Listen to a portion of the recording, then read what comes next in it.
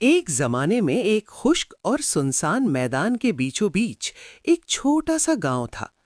उसी गांव में सलीम नाम का एक ईमानदार लकड़हारा रहता था।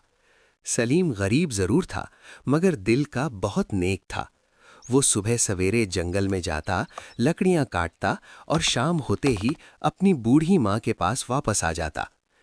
एक दिन जब सूरज अपने ढलने के करीब था, सलीम जंगल के रास्ते घर लौट रहा था कि उसे दूर से किसी के रोने और मदद मांगने की आवाज सुनाई दी। आवाज कमजोर थी, मगर साफ आई। कोई है, मुझे बचाओ। सलीम घबराकर आवाज की तरफ लपका। कुछ ही दूर एक पुराना पथरीला कुआं था, जिसके किनारे पर एक कौवा बैठा अजीब आवाजें निकाल रहा था। सलीम जब कुएं के पास पहुंचा तो देखा कि अंदर एक नौजवान लड़का पानी में हाथ पैर मार रहा था।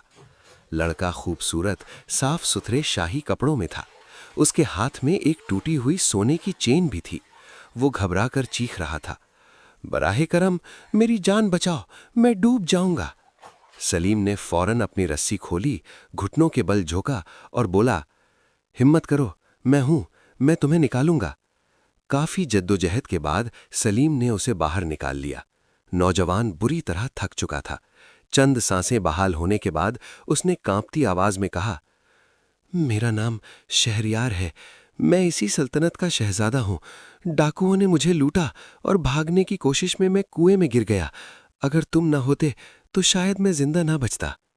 सलीम ने उसे अपने कपड़े से पानी साफ किया और कहा, हम इंसान हैं, एक दूसरे की मदद करना हमारा फर्ज है।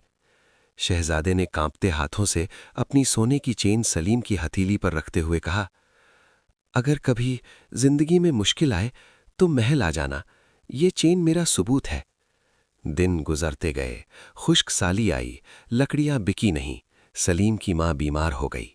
मजबूर होकर वो शहजादे की दी हुई चेन लेकर महल पहुंचा।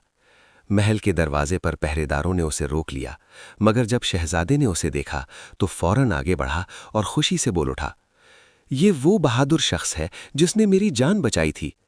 शहजादे ने ना सिर्फ सलीम की मां का इलाज करवाया, बल्कि सलीम को जंगल की लकड़ियों का सरकारी ठेका भी दे दिया, जिससे उसकी जिंदगी बदल गई।